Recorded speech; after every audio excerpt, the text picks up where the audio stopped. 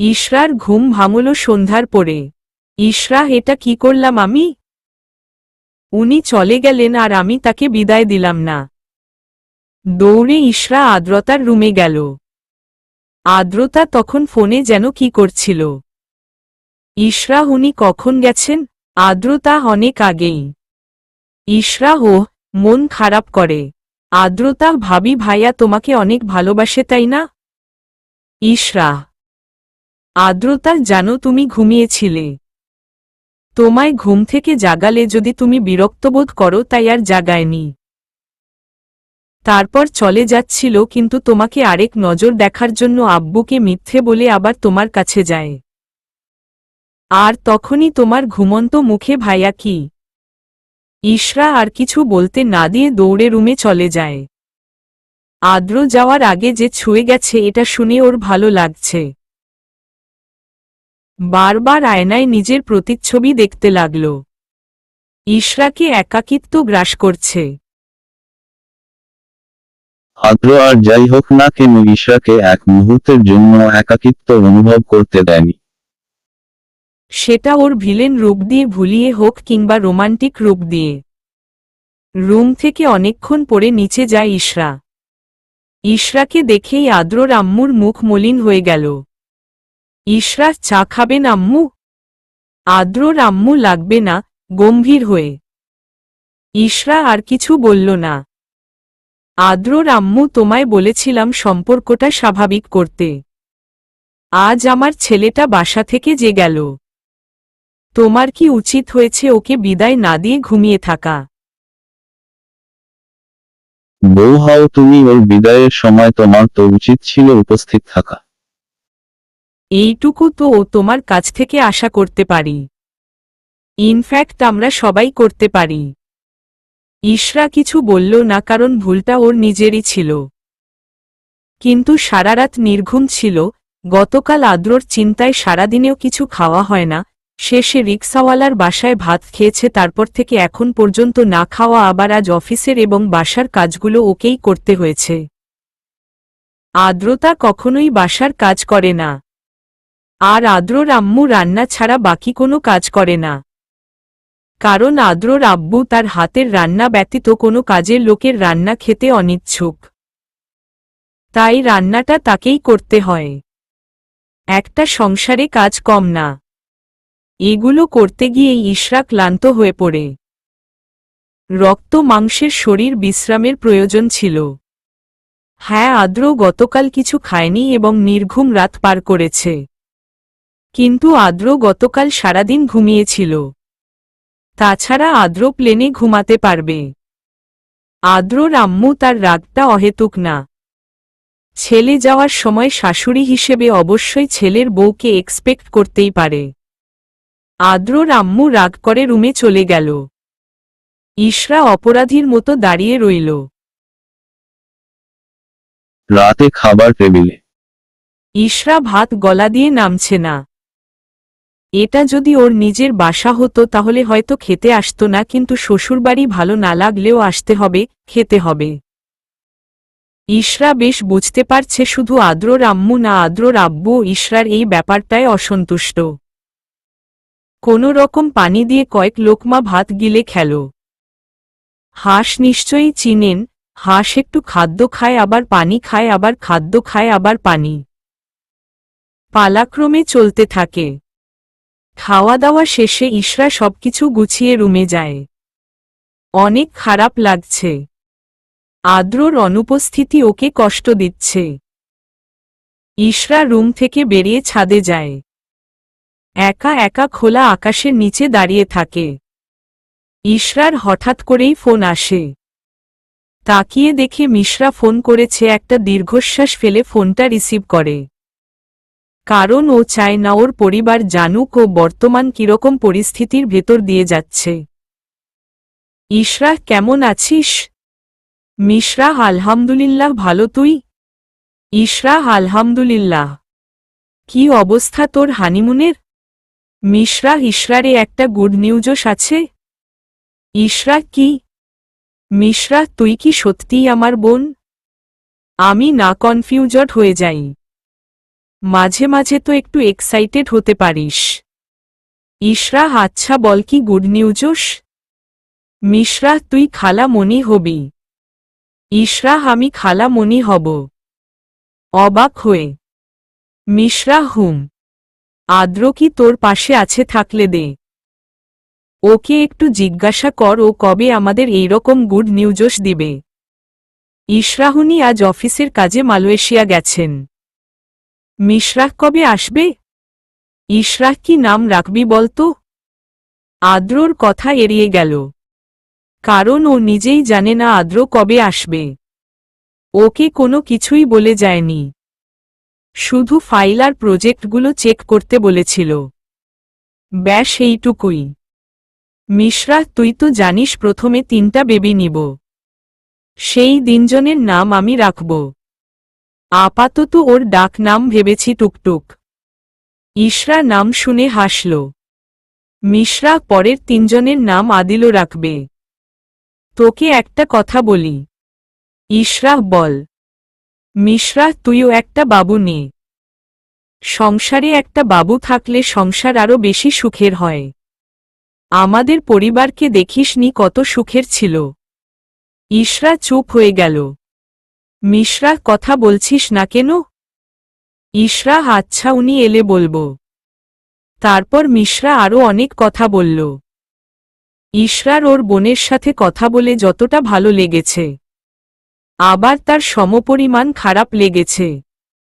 কারণ আজ ওর বোন শুধু বাচ্চা নিয়েই কথা বলেছে। ইশরার বাচ্চার কথাটা শুনে আদ্রর আম্মুর কথা মনে পড়ে গেল। সেও তার বাড়িতে দাদুভাই এবং দিদুনভাই চেয়েছিল। ছাদ থেকে নেমে রুমের দিকে যেতেই দেখল আদ্রর রুমে লাইট জ্বলছে। ইশরা দেখল আদ্রতা ফোনের দিকে তাকিয়ে আছে। আবার কি যেন ভেবে মুচকি মুচকি হাসছে। ইশরার বেশ বুঝতে পারল আদ্রতা কারো সাথে চ্যাটিং করছে। ইশরা নিচে থেকে কফি করে আদ্রতার রুমে গেল। আদ্রতা আরে ভাবি তুমি এত রাতে? ইশরা তোমার রুমের লাইট জ্বলছিল তাই তোমার জন্য কফি নিয়ে এলাম। আদ্রতা তুমি কত ভালো গো। আমার এখনই কফি খেতে ইচ্ছে করছিল। ইশরা কফির মগ আদ্রতার দিকে এগিয়ে দিল। ইশরা একটা কথা বলি রাখবে? আদ্রতা একটা কেন 10টা বলো। ইশরা আমার না একা ভয় করে। তুমি কি আমার সাথে ঘুমাবে? কথাটা শুনে আদ্রতার মুখ ফ্যাকাশে হয়ে গেল। আদ্রতা আসলে আমার কালকে ক্লাস টেস্ট রাত জেগে পড়তে হবে। লাইট জ্বললে তুমি ঘুমাতে পারবে না। ইশরা সমস্যা নেই, তুমি রাত জেগেই পড়বা। আমি তো লাইট জ্বালিয়েই ঘুমাই। আদ্রতা হবে না গো হবে না। ইশরা কি হবে না? আদ্রতা তোমার সাথে ঘুমানো হবে না। আমি নিজের বিছানা ছাড়া অন্যের বিছানায় আনো কমফোর্টেবল ফিল করি। সরি। ইশরা বেশ বুঝতে পারছে আদ্রতা ওর সাথে ওকে রাখতে চাচ্ছে না, কারণ আদ্রতা অন্যের বিছানায় আনো কমফোর্টেবল ফিল করে। কিন্তু নিজের বিছানায় সে তো কমফোর্টেবল ফিল করে। আদ্রতা ইচ্ছে করলেই বলতে পারত ভাবি তুমি আমার রুমেই ঘুমিয়ে যাও, কিন্তু আদ্রতা ঘুরিয়ে প্যাঁচিয়ে বারণ করে দেয়। ইশরা চলে আসে। ইশরা আদ্রর রুমটাতে গিয়ে ভীষণভাবে আদ্রকে মিস করতে লাগল। Degree degree degree degree degree degree degree degree degree. Ishra সিদ্ধান্ত নেয় সে আজ অফিসে যাবে না। কিন্তু আদ্রতা এসে বলে যে আদ্র ফোন দিয়েছিল এবং তাকে, ইশরাকে, অফিস সামলাতে বলেছে। ইশরা বড় অদ্ভুত মানুষ। আমি তাকে প্রতি মুহূর্তে মিস করছি কিন্তু তিনি 1 মিনিটের জন্য ফোন দিতে পারল না। মনে মনে ইশরা কিছু না খেয়েই অফিসে চলে যায়। আজ আদ্রতা ওকে নামিয়ে দেয়নি। এনি গুড মর্নিং ভাবি। ইশরা ভাবি মানে ভ্রু কুচকে। এনিশুম আদ্র স্যার যদি আমার ভাইয়া হয় আপনি তো আমার ভাবিই হবেন তাই না? ইশরা আদ্র স্যার আপনার ভাই কিভাবে? এনিশ রক্তের সম্পর্ক ছাড়া কি আর কোনো সম্পর্ক হয় না? আমার আপন ভাই না। আমাদের কলেজের সিনিয়র ছিলেন আদ্র ভাইয়া। ঘটনাচক্রে তার অফিসে পিএর জব করছি। আদ্র ভাইয়া আমাকে তার বোন ভাবে। ইশরাহ, এনিস ফাইলটাতে আপনার সাইন লাগবে। ইশরাহ পরে করব। রেখে দাও। এনিওকে।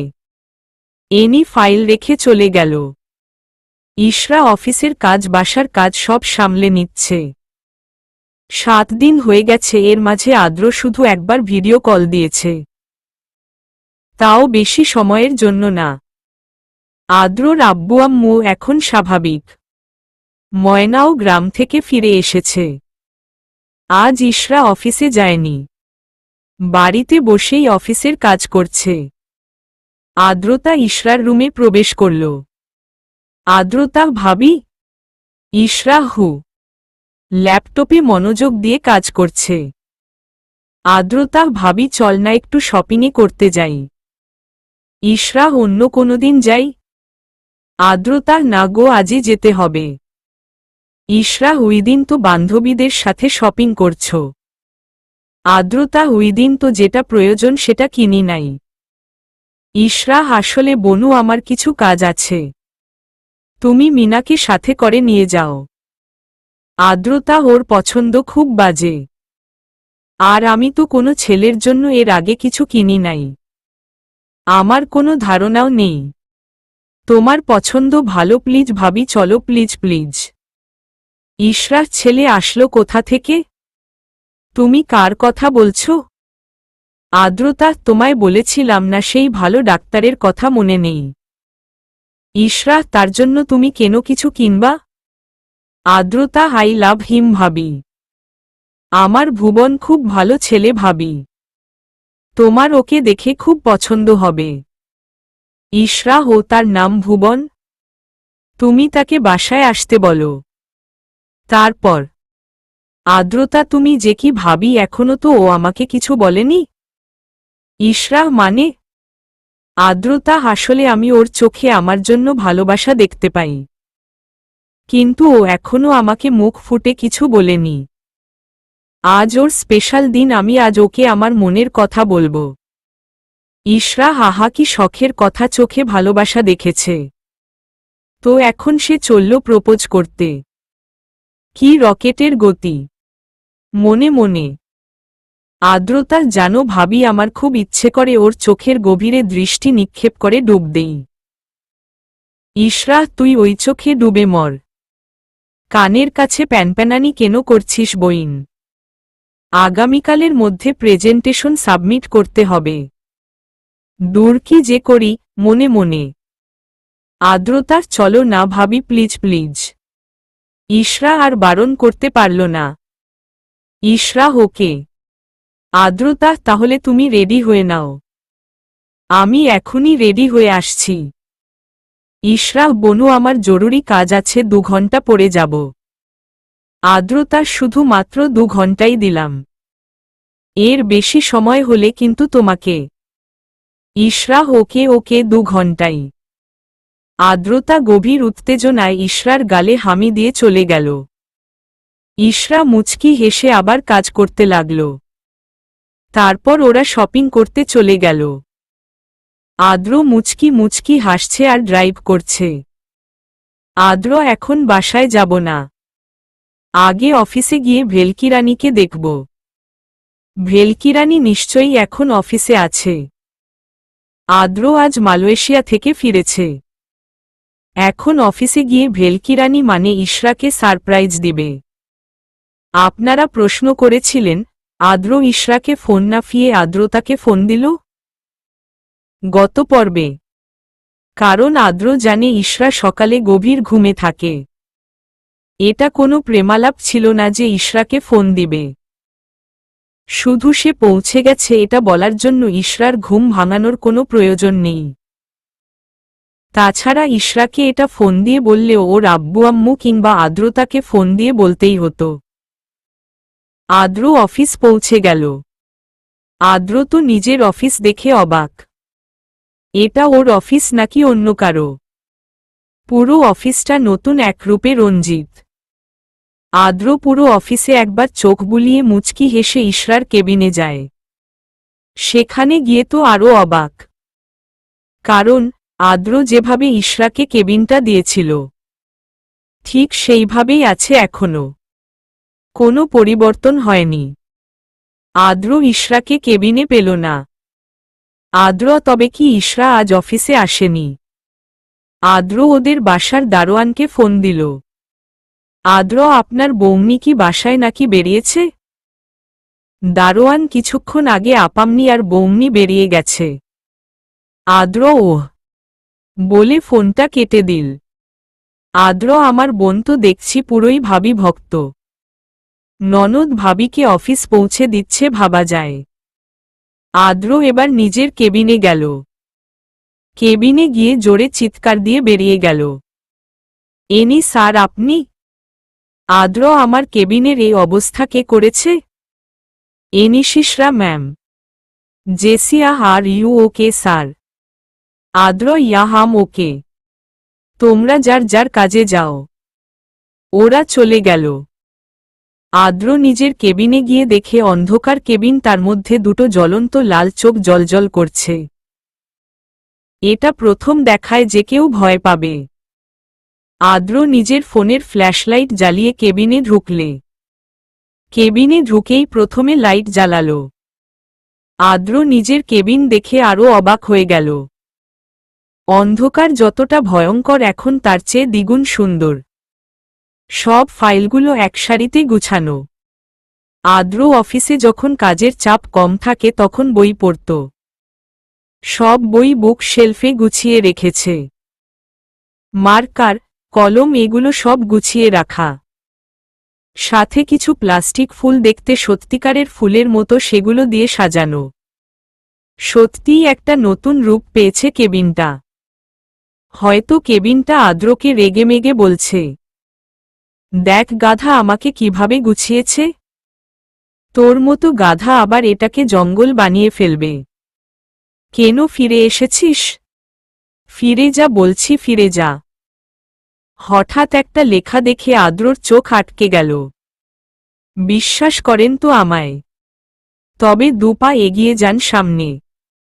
আদ্র দুপা সামনে গেল। সেখানে লেখা, close your eyes and take it. Adra তাই করল। এমা, এটা তো ভার্চুয়াল রিয়েলিটি। আদ্র প্রায় মিনিট 5 হারিয়ে গেল এক নতুন জগতে। তারপর হঠাৎ মনিটরে ভেসে উঠল, ইহা শুধুই বিনোদনের জন্য নাও বায়। মনিটরটি বন্ধ হয়ে গেল। সামনে আরেকটা চিরকুট, অশান্ত মনটাকে প্রশান্ত করতে দিয়েছি। আদ্র শুধু হাসল। আদ্র ভেলকিরানি পারেও বটে।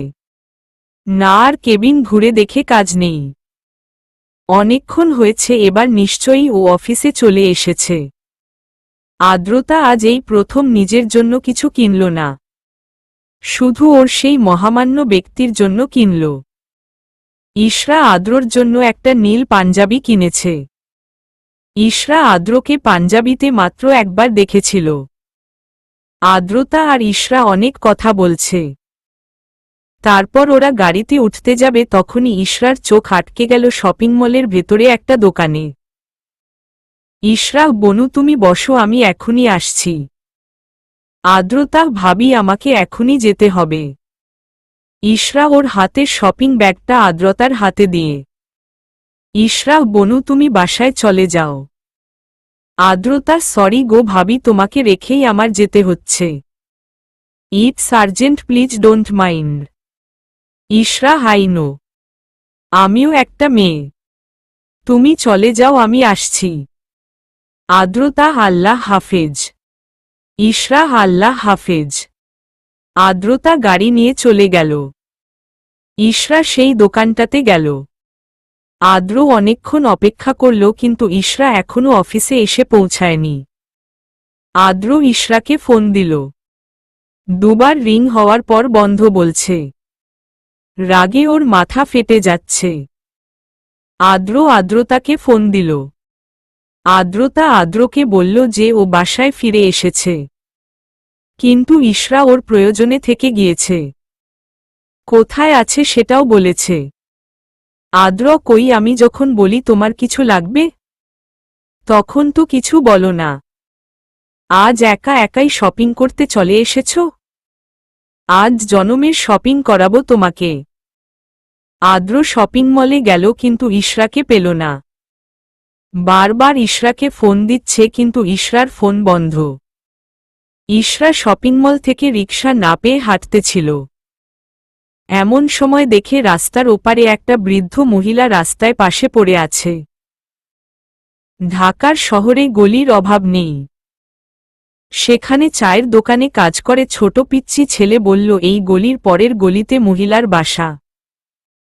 ইশরা মহিলার হাত ধরে তুলে তাকে বাসায় দিয়ে আসে।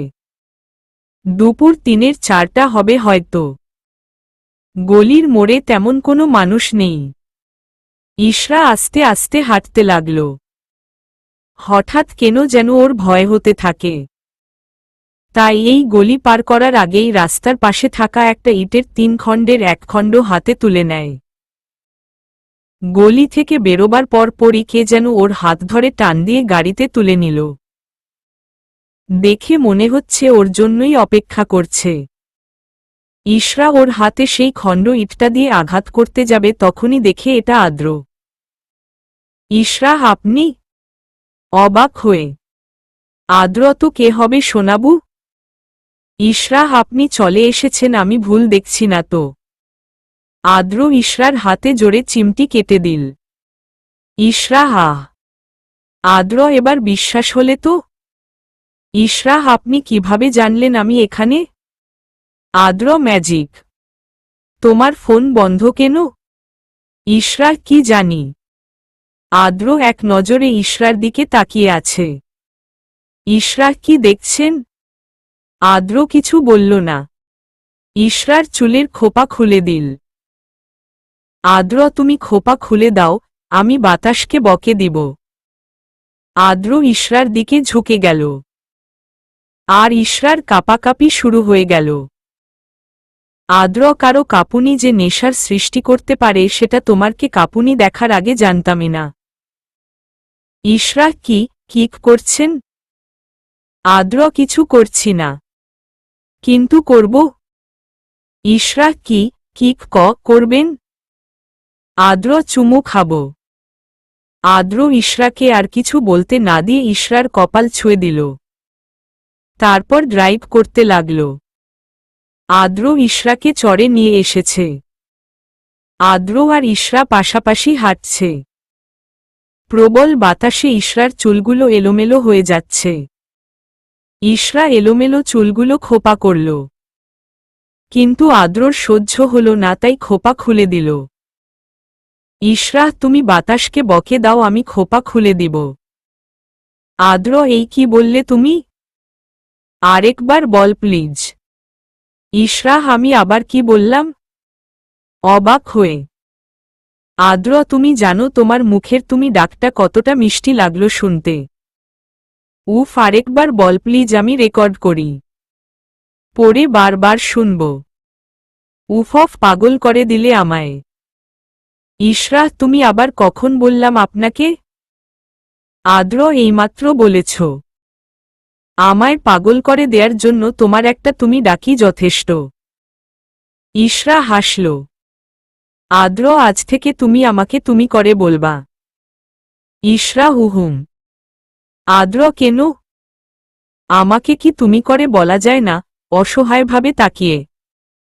ইশরা মাথা নিচু করে ফেলল। ইশরা, আমার লজ্জা করে। ইশরার লজ্জা পাওয়ার কথা শুনে আদ্র হাসল। আদ্র, ওরে আমার লজ্জাবতী বউরে। কথাটা বলেই ইশরার গাল দুটো টেনে দিল। ইশরা আরও লজ্জা পেল। ওরা একটা মাচাঙের ওপর বসল। ইশরা পা দুলিয়ে দুলিয়ে চারপাশ দেখতে লাগল। নদীর চারপাশে কাশফুল আর কাশফুল। নদীতে ছোট ছোট ডিঙ্গি নৌকা আছে। এখান থেকে কিছুটা দূরে ছোট ছোট বনের ঘর দেখতে পেল। ইশরা দেখল কিছু বাচ্চা ছেলে ফুটবল খেলছে। সেদিকে থেকে চোখ ফিরিয়ে আবার প্রকৃতি দেখায় মনোযোগী হল ইশরা। হঠাৎ করে পাশ ফিরিয়ে দেখল আদ্র ওর পাশে নেই। ইশরা ভয় পেয়ে গেল। আদ্র ওকে রেখে কোথায় গেল? আসরের আজান দিয়ে দিয়েছে। প্রচুর খারাপ লাগল ইশরার কাছে। ইশরা, উনি এমন কেন? আমি কি ওনাকে নিয়ে আসতে বলেছি? এনেছেন যেহেতু ফেলে গেলেন কেন? আমার বড্ড কষ্ট হয়। আপনি কি বোঝেন না নাকি বুঝেও না বোঝার ভান করেন? মনে মনে কথাগুলো ভাবতেই ইশরার মনে পাহাড় সমান অভিমান জড়ো হল আদ্রর বিরুদ্ধে। ইশরা হঠাৎ চেঁচামেচি শুনে তাকাল। এ কি দেখছে ও? আদ্র ওই পিচ্চি ছেলেগুলোর সাথে খেলছে। আদ্র একটা ডার্ক পিঙ্ক প্লেন শার্টের সাথে অফ হোয়াইট প্যান্ট পরে আছে। শার্টের বুকের বোতামটা খুলে কলারটা পিছে দিয়ে দিয়েছে। চুলগুলো কত সুন্দর! ছোট ছোট চুলগুলো বাতাসের সাথে এলোমেলো হয়ে খেলছে। ফুটবলটা নিয়ে দৌড়ানোর সময় চুলগুলো ফর্সা কপালে ওপর নড়াচড়ার সাথে তাল মিলিয়ে কাঁপছে। কপালের বিন্দু বিন্দু ঘাম জমে আছে। ইশরার ইচ্ছে হল আদ্রর চুলগুলো নেড়েচেড়ে কপালের ঘাম মুছে দিতে, কিন্তু এখানে তা সম্ভব না।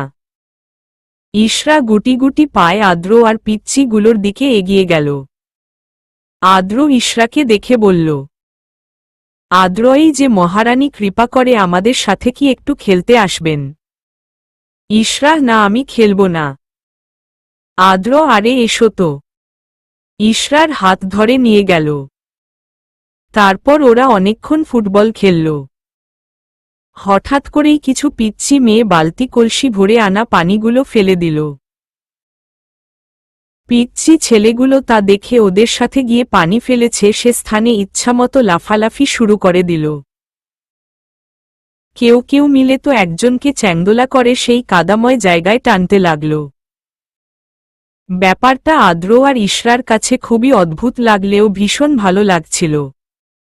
আদ্র ইশরাকে টেনে নিয়ে গেল সেখানে। আদ্র জীবনে কোনো কিছু দেখে মিস করে তারপর আফসোস করতে নেই। তারপর ওরা পিচ্চিদের সাথে ইচ্ছামতো লাফালাফি হৈহুল্লোড় করল। তারপর বাচ্চাগুলো নদীতে ঝাঁপ দিল। ইশরা আদ্রর দিকে অসহায়ভাবে তাকাল। আদ্র, কি হল?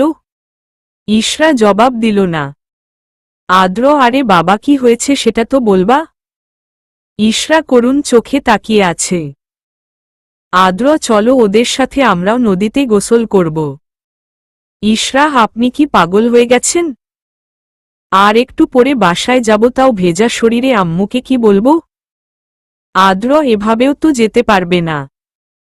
নিজের দিকে তাকিয়ে দেখো তোমাকে কেমন কাদাময় হুতুমবুড়া দেখা যাচ্ছে।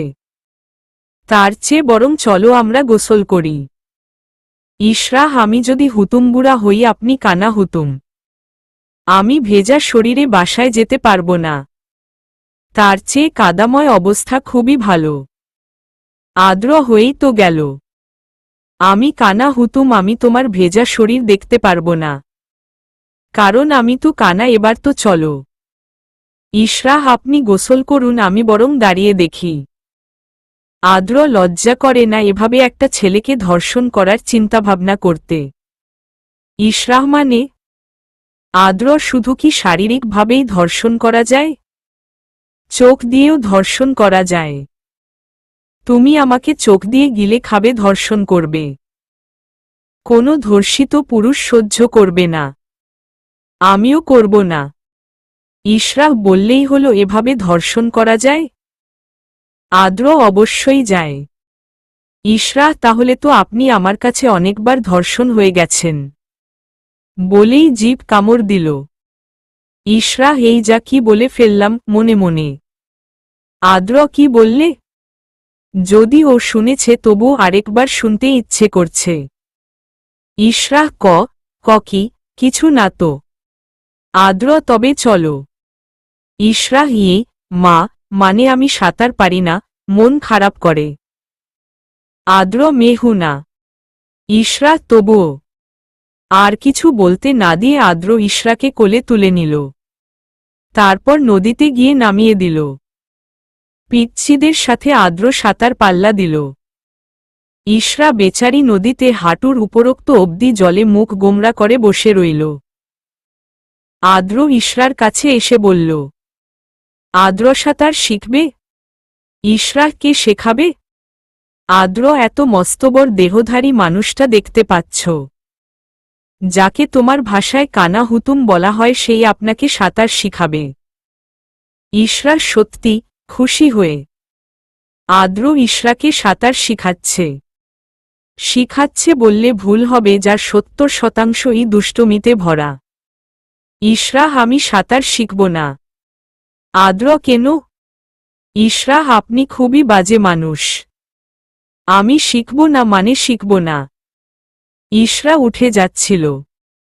আদ্র ইশরাকে কোলে তুলে নিয়ে একটা বোনের ঘরে নিয়ে গেল। আদ্র, তুমি বসো, আমি আসছি। আদ্র বেরিয়ে গেল।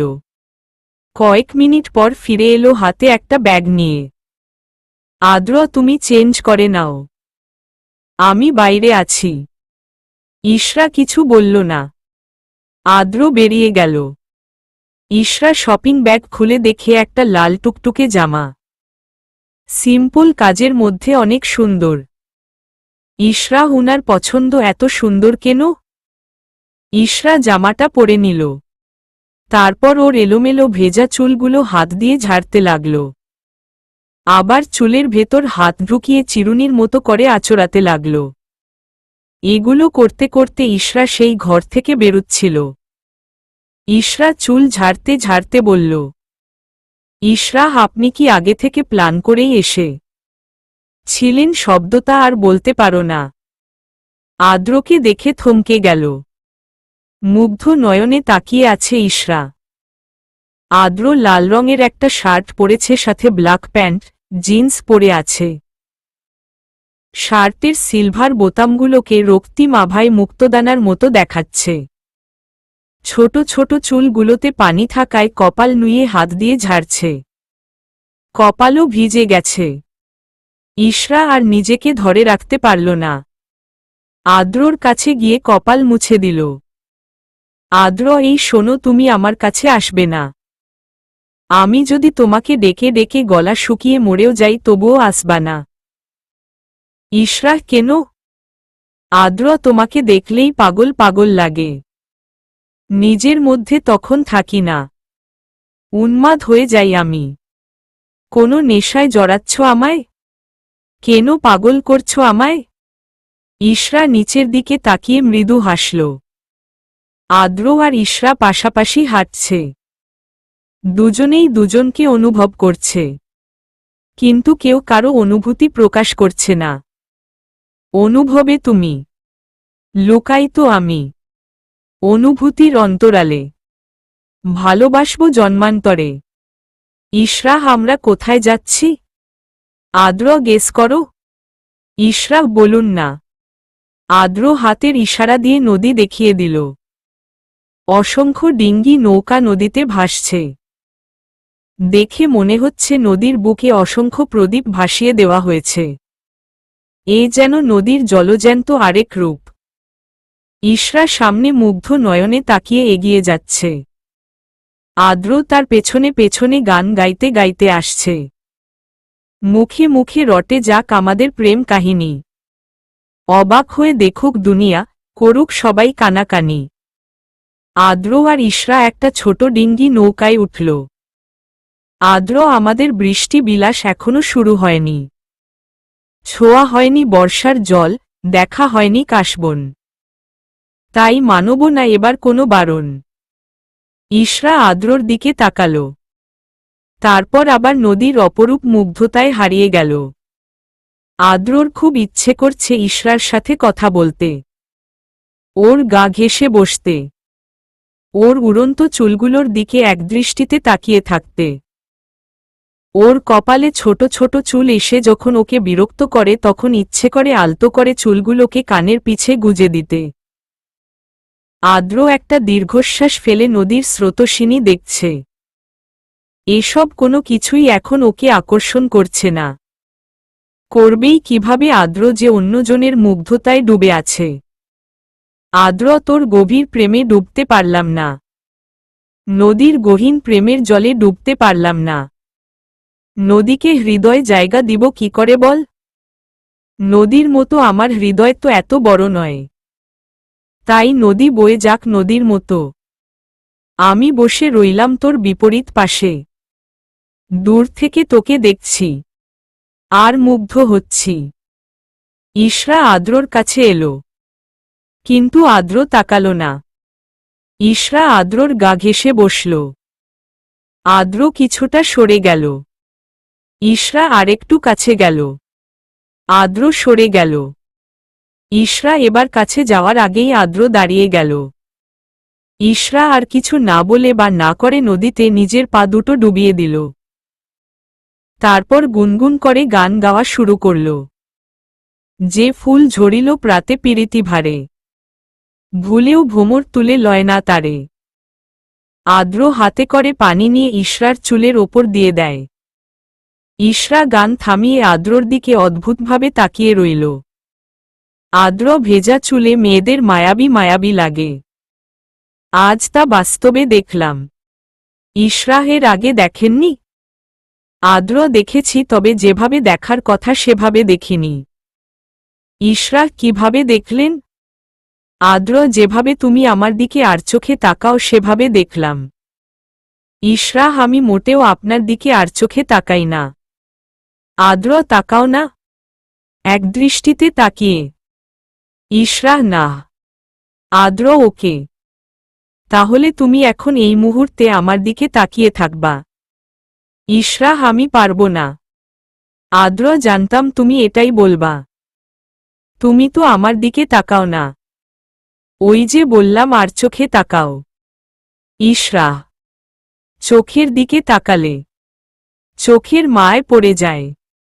আদ্র বাকিটা বলবা না? ইশরা জবাব দিল না। আদ্র আমিই বলছি। তোমার ঠোঁটের দিকে তাকালে তৃষ্ণায় আমার হৃদয় পুড়ে যায়। ইরু। আদ্র আচ্ছা ইশরা বলো তো, একটা ছেলের জীবনে কি প্রত্যাশা করে? তার স্বপ্ন কি? ইশরাও প্রথমেই টাকা। ততটা টাকা যতটা থাকলে একটা পরিবারের সবার স্বপ্ন পূরণ করা যায়। কেউ কেউ এর বেশি প্রত্যাশা করে। আদ্র আর ইশরা গাড়ি, বাড়ি, বউ এবং সন্তান। আরেকটা বাকি আছে কিন্তু বলবো না। আদ্র কি? ইশরার সিক্রেট। জাতিকে বলা যাবে না। আদ্র প্রতিটি ছেলের স্বপ্ন থাকে 6টি, কিন্তু বলছো 5টি, আরেকটা কেন বলবে না? ইশরা প্রতিটা ছেলেই তার 6টি স্বপ্ন জানে। তাই একটি স্বপ্ন মেয়েদের কাছে হাইড করলে ক্ষতি কি? আদ্র তুমি জানো কিভাবে? ইশরা ম্যাজিক। আদ্র তুই থাকলে রাজি, ধরব বাজি, কোনো কিছু না ভেবে। একটু নয়, অনেক বেশি ভালোবাসি তোকে। মনে মনে। তারপর ওরা অনেকক্ষণ নৌকা ভ্রমণ করে। আদ্র আর ইশরা পাশাপাশি হাঁটছে। ইশরা আমাদের এখন বাসায় যাওয়া উচিত। আদ্র যাব না। ইশরা যাব না মানে? এখানে কিভাবে থাকবো আমরা? আদ্র ইশরা এটা আমার খুবই পছন্দের জায়গা। কয়েক মাস আগে আমি ঘুটঘুটে অন্ধকারে ঘটনাচক্রে একটা বৃদ্ধ লোককে আঘাতপ্রাপ্ত অবস্থায় এখানে নিয়ে আসি। লোকটার অবস্থা খুবই বাজে ছিল। মনে হয় কোনো জন্তু জানোয়ার তাকে আক্রমণ করেছিল। পরে জানতে পারি তিনি এখানকার সর্দার। তার কাছে মানুষ চেয়েছিল, দেয়নি বলে তাকে আক্রমণ করে। সেখান থেকেই তাদের সাথে আমার সম্পর্ক। এখন প্রতিরাতে একজন একজন করে মানুষ উধাও হয়ে যায়। আমি এখানে আসি, তাদের সাথে থাকি, তারপর আবার চলে যাই। ইশরার শরীরে কেঁপে উঠে। তবুও নিজেকে সামলে বলল, ইশরা আপনার পরিচিত হলে আমাদের সাথে কেউ কথা বলতে এলো না কেন? আর প্রতি রাতে মানুষ কোথায় যায়? আদ্র উধাও হয় না। নিয়ে যায় প্রতি রাতে একজন একজন করে। ওরা আমার সাথেই কথা বলে না, তোমার সাথে বলবে কি করে? ইশরা মানে? আদ্র কোনো এক কারণে ওরা নিজেদের ব্যতীত অন্য কারো সাথে কথা বলে না, কিন্তু দুইজন শুধু কথা বলে। ইশরা ও আদ্র জিজ্ঞেস করবে না কে কে? ইশরা কে কে? আদ্র সর্দার আর তার মেয়ে। ইশরা আমার না কেমন লাগছে? আদ্র কেমন? ইশরা চলুন। আদ্র আর ইশরা সেই বোনের ঘরে গেল। ঘরটিতে অনেকগুলো হারিকেন বাঁশের সাথে ঝুলিয়ে রেখেছে। ঘরের ভেতরে ছোট একটি চৌকি বসানো হয়েছে, সাথে দুটো বালিশ, একটি কাঁথা। চৌকির পাশে ছোট একটা টুলের ওপরে 2 প্লেট ভাত ঢেকে রাখা হয়েছে।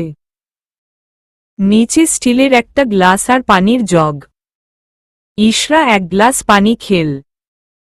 হঠাৎ করে চোখ গেল বোনের ঘরের বাইরে। এটা তো অনেক বড় ফাঁকা। কোনো মানুষ কিংবা পশু যে কোনো সময় অনায়াসে প্রবেশ করতে পারবে। আদ্র চৌকিতে বসতে বসতে বলল, আদ্র কি দেখছ? ইশরা জবাব দিল না। খাবার প্লেট নিয়ে আদ্রকে দিল। আদ্র হাসি মুখে প্লেট নিয়ে খেতে শুরু করল। ইশরাও হাসি মুখে ভাত মুখে নিল। ইশরা কত অদ্ভুত তারা! কথা বলে না, কিন্তু সব ব্যবস্থা করে রেখে গেছে। আদ্র ইশরা বেশি রাত জেগো না। এখানে শেয়ালের উপদ্রব বেশি, তাই বলছি ঘুমিয়ে পড়। ইশরা আচ্ছা, শেয়াল কি লাভ দিতে পারে? আদ্র কেন পারবে না, অবশ্যই পারে। ইশরা আমি বলি কি, আমাদের ঘুমানোর দরকার নেই, তার চেয়ে বরং আমরা গল্প করি। আদ্র কি হয়েছে বলো তো? ইশরা কি হবে, কিছুই না।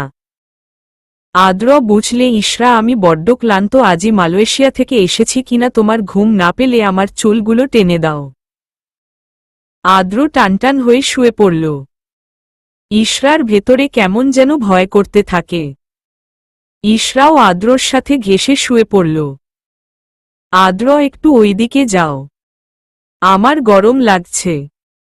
ইশরা আদ্রর শরীর থেকে কাঁথা ফেলে দিল। ইশরা এবার আর গরম লাগবে না।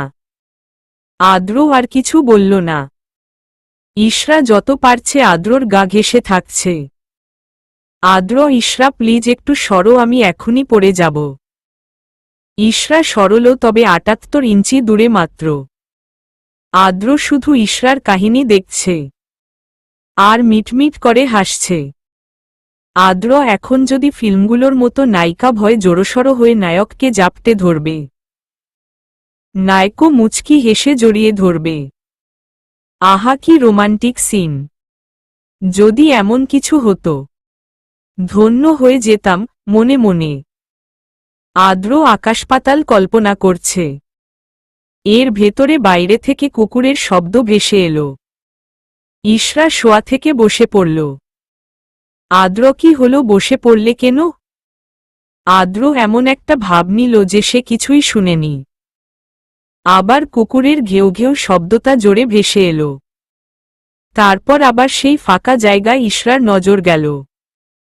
সব মিলিয়ে যেন এক ভয়ঙ্কর পরিবেশ। ইশরা বসা থেকে আদ্রকে জাপটে ধরল।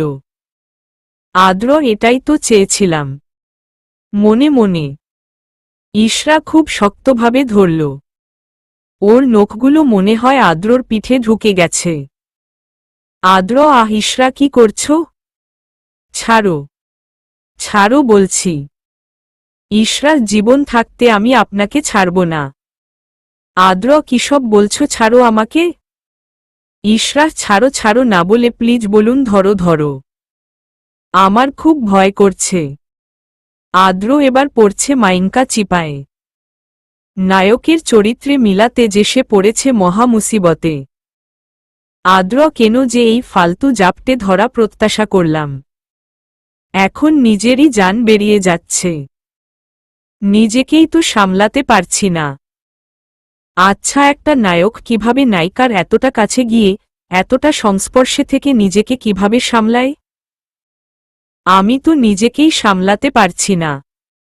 মনে মনে আদ্র যত ইশরাকে ছুটাতে যায়, ইশরার তত শক্ত করে ধরে। এই একটা রাত যেন আদ্রর কাছে 1 বছরের মতো মনে হচ্ছে। শেষ রাতের দিকে আদ্র ঘুমিয়ে পড়েছে। ইশরা চেঁচামেচি শুনে বাইরে গেল।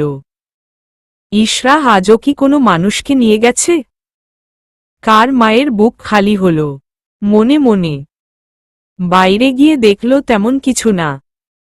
সবাই পিঠা বানানোর প্রস্তুতি নিচ্ছে। ইশরা কাকে নিয়ে গেল? কেউ যদি আমার সাথে কথা বলতো তাহলে জানতে পারতাম এখানে আসলে হচ্ছেটা কি।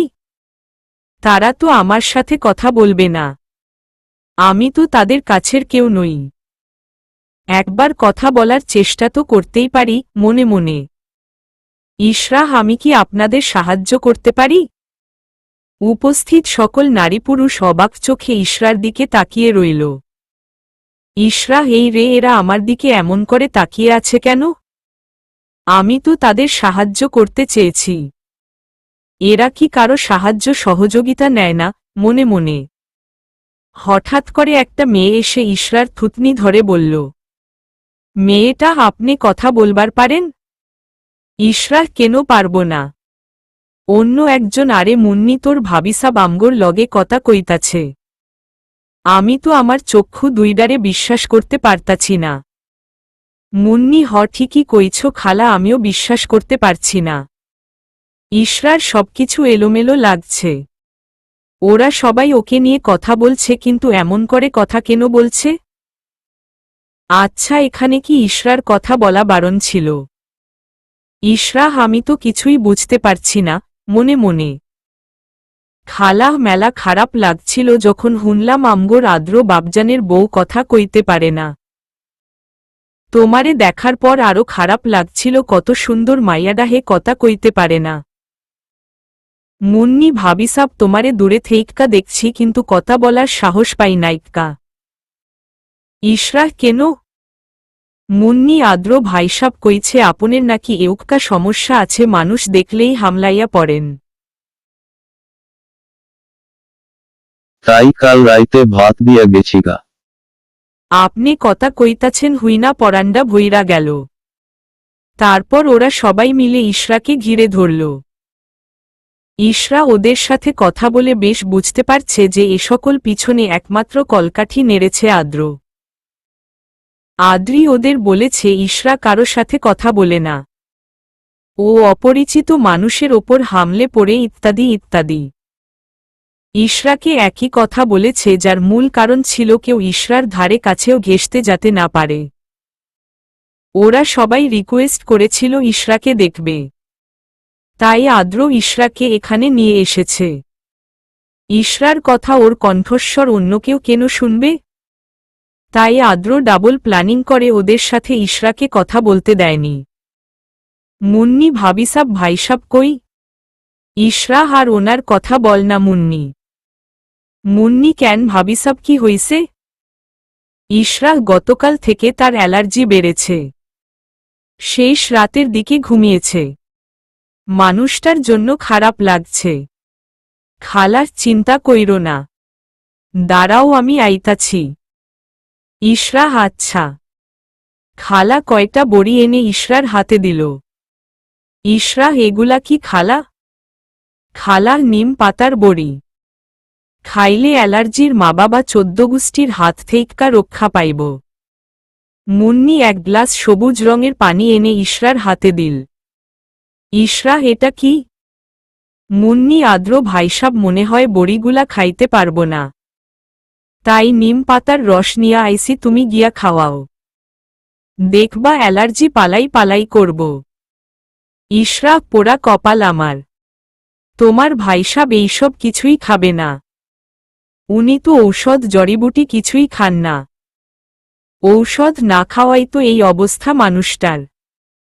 নিম পাতার বড়ি রস বললে তো কোনোটাই খাবে না। এর মাঝে খালার ডাক এলো, তিনি চলে গেলেন। মুন্নি, এখন কি করমু? ইশরা, তুমি এই গ্লাসটা দিয়ে বলবা এটা সকালে খাওয়া তোমাদের এখানের নিয়ম। আমিও খেয়েছি এটা বলবা। ভুলেও নিম পাতার রস এটা বলবা না।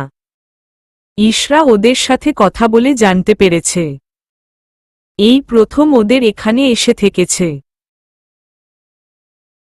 এর আগে আলেওরাতে কখনো থাকেনি। মুন্নি আচ্ছা ভাবি সাব। মুন্নি আদ্রর কাছে যাওয়ার আগে ওকে একটা মেয়ে এসে নিয়ে গেল। যাওয়ার আগে খালার হাতে নিমের রস দেয়া গ্লাসটা দিয়ে গেল। তিনি আদ্রর কাছে গেলেন। খালা, আহারে আমার বাপজানের মুখটা অ্যালার্জিতে ফুইল্লা গেছে গা। এমন পোলার এইরকম একখান রোগ আল্লাহ চাইলে কি না করতে পারে। মনে মনে খালা, হাদ্র বাপজান, ও বাপজান, আমি তোমার নীলু খালা, দেহ তোমার জন্য কি নিয়ে আইছি। আদ্র কি খালা? ঘুম জড়ানো কণ্ঠে খালা, আহারে আমার মানি করে অ্যালার্জির লেইগা কথাও কইতে পারতাছে না। বাপটার অনেক কষ্ট হইতাছে, বাপ তোমার লেইগা আনছি, খাইয়া লও। আদ্র কি এনেছ খালা? রেখে যাও, পরে খাব। খালা, পরে খাইলে হইব না, ওহন খাও। আদ্র ঘুম ঘুম চোখে উঠে গ্লাসটা নিয়ে মুখে দিল। আদ্রর চোখ দুটো বড় বড় হয়ে গেল। না খেয়ে খালার দিকে তাকিয়ে রইল। খালা, খাইয়া লাও বাপ। খাইতে খারাপ কিন্তু অনেক উপকারী। খাও বাপ খাও। ইশরা আড়াল থেকে বলল। ইশরা, খাও বাপ খাও। নিম পাতার রস ভালো করে খাও। মিসেস ইশরাকে মিথ্যা কথা বলার শাস্তি। সাহস কত আমাকে মিথ্যা কথা বলে। নে ব্যাটা, এবার সাজা ভোগ কর। ইশরা পিঠা বানানোর ওখানে চলে গেল। আদ্র নিম পাতার রসটুকু খেয়ে দরজায় গিয়ে বমি করে দিল। খালা, হো মুন্নিরে, তোর ভাইসাবের পেটে পিত্তি পড়ছে, দেখাইয়া বমি করতাছে। আহারে এই বয়সে কত রোগে ভোগতাছে। মুন্নি দৌড়ে এলো, আদ্রকে ধরে শুইয়ে দিল। খালা মাথায় পানি ঢালছে। মুন্নি আদ্রর জন্য যাও ভাত রান্না করতে গেল। একটা সুস্থ মানুষকে অসুস্থ করতে যা প্রয়োজন আর কি। মুন্নি আদ্রকে জোর করে 2 চামচ যাও ভাত খাইয়ে দিল। নিম পাতার রস খাওয়ায় আদ্রর গা গুলিয়ে বমি এসেছিল। এখন আদ্র ঠিক আছে। ইশরা হাতে একটা প্লেট নিয়ে ঘরে ঢুকল। ইশরা, মুখটা এমন করে আছেন কেন? আদ্র, কোথায় ছিলে তুমি? ইশরা, এখানে কথা বলার মতো কেউ নেই, তাই নদীর পাড়ে শিশিরের ওপর দিয়ে কিছুক্ষণ হেঁটে এলাম। কেন, কিছু কি হয়েছে? আদ্র, হয়নি, আবার আজরাইলের কাছ থেকে জীবনটা ভিক্ষা নিয়ে ফিরেছি, না এমনি। ইশরা, খেয়ে নিন। আদ্র, খাব না। নিয়ে যাও। ইশরা, না খেলে শরীর খারাপ করবে। আদ্র, করুক, তাতে তোমার কি? ইশরা, আমার আবার কি হবে? আমার কিছুই না। আদ্র, তোমার যদি কিছু না হয়ে থাকে তবে আমাকে নিয়ে ভাবা বন্ধ করো। আমি খাব না। ইশরা, হলে বাবুতা। এত গাল ফুলে আছে কেন বাবুতার? দেখি তো বাবু, হা করো। আদ্র, বলছি তো খাব না। ইশরা, ঠিক আছে, আমি এগুলো ফেরত দিয়ে আসি। মুন্নি এসে না হয় আবার যাও ভাত খাইয়ে দিবে। আদ্র, না না, আমি এগুলোই খাব। যাও ভাত খাব না। ইশরা, গুড বয়। দেখি, হা করুন। ইশরা আদ্রকে খাইয়ে দিল। আদ্র, তুমি জানলে কি করে ওর নাম মুন্নি? ইশরা, ধরা যাতে না পড়ি, আমি আসছিলাম তখন শুনলাম যা মুন্নি তোর আদ্র ভাইসাবরে, যাও ভাতটা খাইয়ে দিয়ে আয়। আদ্র, ওহ। ওরা সারাদিন এখানে কাটালো। অনেক হাসি আনন্দের মাঝে সারাটা দিন পার করেছে। সন্ধ্যায় সবার কাছ থেকে বিদায় নিয়ে বাসায় দিকে রওনা দিল। বাসায় গিয়ে ফ্রেশ হয়ে আদ্রর আব্বু আম্মুর সাথে গল্প করল। ইশরা আদ্রতার সাথে গল্প করল। ইশরা, তা বনু ভুবনকে প্রপোজ করেছ? আদ্রতা, তাকে ভুবন বলবে না, আমি শুধু ভুবন বলবো। না, এখনো করা হয়নি। ইশরা, হেমা কেন? আদ্রতা, আমার এক ফ্রেন্ড বলেছে মেয়েরা ছেলেদের প্রপোজ করলে ছেলেরা সস্তা ভাবে। তাই ওর বলার অপেক্ষায় আছি। ইশরা ওহ, আর্দ্রতা আমার ভুবন জুড়েই শুধু সেভাবেই তুমি কখনো ভাইয়াকে ভালোবাসি বলেছ? ইশরা আমি চাই না আমার 2 লাইনের আকাশ ছোঁয়া অনুভূতি কারো বিনোদনের কারণ হোক। আমি লুকোচুরিই তো প্রেমের রোমাঞ্চ। প্রেম যেদিন স্বীকৃতি পেয়ে যায় সেদিন থেকেই প্রেমের মজাও নষ্ট হয়ে যায়। আশুতোষ মুখোপাধ্যায়।